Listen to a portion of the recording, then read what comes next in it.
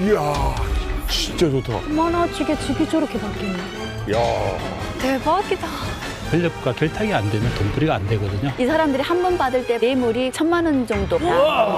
북한의 돈주들의 결말은? 북한 돈주의 하루 영상 보시죠. 오늘 조유현과 함께 북한 상위 1% 돈주들의 하루를 살펴볼까요? 오전 9시 상쾌한 아침 상위 1% 돈주들이 이야, 향하는 곳은 진짜 좋다. 바로 헬스장, 일명 체육운동실입니다. 아침 대바람부터 런닝머신 위를 날래날래 달리는 북한 돈주들. 최근 몸매 관리에 올인하고 있다고 합니다. 오전 11시 헬스장에서 제대로 땀 뺀 돈주들이 찾은 다음 장소는 바로 마사지샵입니다. 도자기 피부를 원하는 돈주들이요, 대박이다. 먹지 마시라, 피부에 양보하시라. 낮 12시 마사지로 피로도 풀었겠다. 술술 배꼽 시계가 울릴 시간. 돈주들이 자가용을 끌고 찾아간 곳은 저호와 식당. 이 맵잔 식당엔 최고급 철판 요리부터 함박 스테이크까지 상위 1% 돈주들의 점심 식사. 달라도 뭔가 다르지 않습니까? 식후에 커피 한 잔의 여유를 아는 품격 있는 돈주. 커피 한 잔에 북한 돈 7만 원 정도는 돈주들에겐 전혀 아깝지 않습니다. 오후 2시 배도 든든히 채웠으니 이젠 몸을 풀어볼 시간. 탁구, 볼링, 승마 그리고 골프, 이 종목들은 웬만한 돈주도 접근 불가한 귀족 스포츠라고 합니다. 오후 4시 돈을 물수도 쓰고 싶다면 외화상점으로 오라. 북새상점, 묘경백화점, 낙원백화점, 이 외화상점 안에는 해외 명품들이 수두룩 빽빽. 북한 돈주들이 어마어마한 재력 놀랍지 않습니까? 와. 아니 저는 놀라운 건 커피 한 잔에 7만 원. 북한 돈이요? 네, 설비 씨, 북한 돈 7만 원이면 어마어마하게 비싼 거 아닌가요? 얼마나 네, 해요? 뭐 한국 돈으로 비하면 한 10,000원 정도, 한 9,000원에서 10,000원 정도가 되고요. 그래도 비싼 거지. 네, 그리고 북한 돈으로 7만 원이면 1인 15kg의 쌀을 살 수 있어요. 이 주변에 있던 사람들은 뭐 그렇게까지는 안 했어요. 네. 뭐 우리 혜산 씨는 저 정도는 그냥이 못돼, 아니니까. 디테일하게 저렇게까지는 못되지만은 제 잘 아는 언니가 있었는데 그 언니는 집이 진짜 잘 사는 게 어떻게 잘 사는가? 1층에는 몽땅 그 어디가 사우나 방입니다. 사우나, 네, 진짜 사우나 방에 2층에는 식당이 되어 있습니다. 3층은 자기 집이 이렇게 거실, 이렇게 자기의 침실인데 거기는 주로 가면은 간부들의 그 어떤 모임 장소인 겁니다. 아지트. 네, 아지트. 제가 아는 사장은 이제 아침은 북한에서 먹고 네. 점심은 중국 가서 먹습니다. 오. 근데 점심에 가는 이유는 한국 드라마도 보고 이제 헤어스타일은 북한보다는 중국이 낫기 때문에 중국 가서 헤어하고 명품도 사가지고 저녁은 북한에 와서 먹고, 그래서 그 여자를 보고 아침은 북한에서, 점심은 중국에서, 저녁은 북한에서 이렇게 먹는 여자라고 하거든요. 그래서 이제 이 여자분이 진짜 엄청나게 잘 나갔었는데 그 이후에 많이 돈을 벌었어요. 충성회 자금 39호실 산합니다, 거기가. 네네네. 이게 바치고 있다가 충성회 자금 횡령죄로 무기징역을 받았습니다. 결말은 안 좋더라고. 결말은 안 좋으니까 북한의 돈주들의 결말은 결코 그렇게 달지는 않습니다. 마지막에 다 뺐더라고, 한 방에. 북한 사람들이 지금 연소득이 약 600달러로 보고 있습니다. 1인당. 그런데 북한의 돈주들은 열흘 동안 평양에 가서, 지방에 있는 사람들이 열흘 여행에 3,000달러를 쓰고 옵니다. 그렇게 가는 이유는 평양에밖에 문화시설이 없는 겁니다. 골프장, 당구장, 그리고 헬스클럽, 노래방도 외국, 미국 노래를 들을 수 있는, 돈 내고 북한에서 가서 들을 수 있는 게 평양이에요. 일반 지방 노래방들에서는 장군님은 명사수, 우린 명중탄 이런 CDR밖에 없어요. 그러면은 북한도 정말 북한의 일반 주민들은 잘 모르는, 정말 VIP들만 가는 매장이 따로 있는지도 좀 궁금한데 아시는 분이 있으신가요? 그러니까 그 북한에 가게 되면 외화상점이라는 곳이 있어요. 명품만 파는 곳.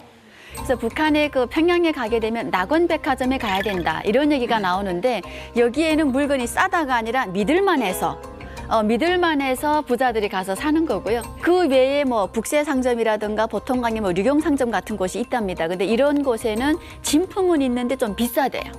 근데 들어갈 때 보면 거기 CCTV 있고요. 사람들 들어갈 때 나올 때 몸 수색을 한대요. 감시원들이 서서. 예, 그래서 살짝 기분 나쁘긴 하지만은 일단은 돈주라는 그런 것 때문에 거기에 이 사람들이 이용하는 곳이 따로 있는 거죠.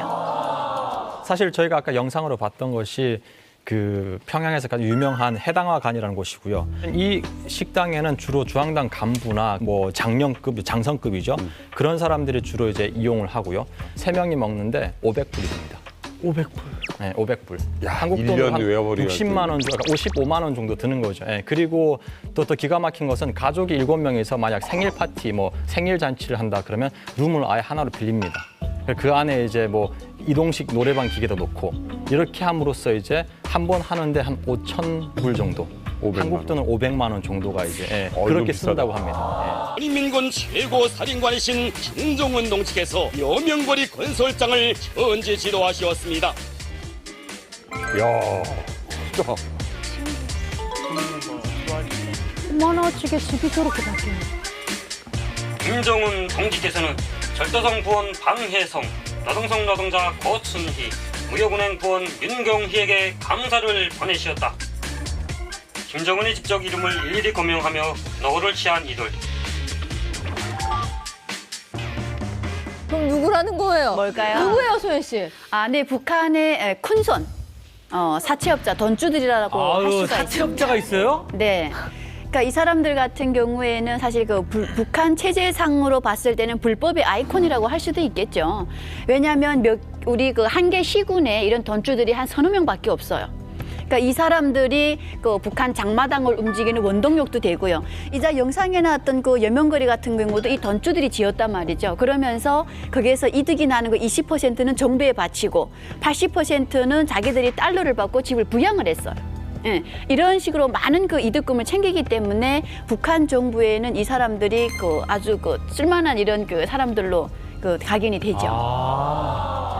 야, 놀랬다. 그런 사람들이 있구나. 네. 100억대 자산가가 있을까요? 100억대? 그래서 요즘 그 북한의 그 통계에 나오는데 100억 원 정도 가진 그 신흥 그런 부자들이 한 100명 정도 있다. 100명 정도 있다. 네, 이렇게 지금 통계까지 나왔습니다. 북한의 돈주들은 대체 특징이 있는데 권력하고 많이 결탁이 돼 있습니다. 왜냐하면 장사를 하든 사업을 하든 권력과 결탁이 안 되면 돈벌이가 안 되거든요. 그래서 최근에 북한에서는 대기업도 나오고 있거든요. 권력을 결탁해가지고 기업을 확장하는 거죠. 네. 그래서 계열 회사를 뭐 한 20개 정도 거느리는 회장 해가지고 50대 회장 나오고, 그다음에 또 손쉽게 돈을 벌 수 있는 게 그 부동산 투기 형태입니다. 조금 전에 이제 아파트 이렇게 많이 나왔듯이 북한에서는 이제 부동산 예를 들면 아파트를 지어가지고 평당 분양을 할 때 우리는 보통 뭐 평당 2천만 원, 3천만 원 이렇게 그렇죠. 있잖아요. 북한은 그런 기준이 없어요. 왜냐하면 땅 자체는 권력과 같이 해가지고 땅을 무상으로 받는 거고, 물론 사용료를 좀 주겠지만 거기에 평양에서 지금 24평 아파트 같은 경우도 거의 20만 불 정도 이렇게 하면 그게 엄청난 2억 원이요. 마진을 남기는 거죠. 또 하나가 이제 유통업이 이게 또 돈이 됩니다. 단순하게 장마당에서 물건을 이렇게 하는 게 아니고 대규모 그 외국에 또 물건을 수입해가지고 다단계 형태로 유통을 시키는 거죠. 거기 마진 붙여가지고 여기 엄청나게 또 돈을 벌고, 그 다음에 이제 북한 내에 불법적으로 이렇게 그 거래되지 못하는, 그러니까 정상적으로 거래되지 못하는 고가의 물건들이 있잖아요. 뭐 한국산 전자제품부터 화장품 이런 것도 다 해당이 되는 건데 이런 것을 유통을 시키면 돈을 벌거든요. 그래서 그 북한에 요즘 뭐가 똑똑이장이라는 게 많이 좀 유행이 되고 있습니다. 똑똑이장이 뭐냐면 정상적인 거는 장마당 통해서 물건을 거래하잖아요. 똑똑이장은 비밀리에 팔아야 되니까 일종의 방문 판매죠. 아는 사람을 가가지고 문 앞에 똑똑똑 두드리면 나오면 물건 주고 돈 받고 뭐 이런 형태의 시장도 형성되면서 또 많이 좀 보이고 있고요.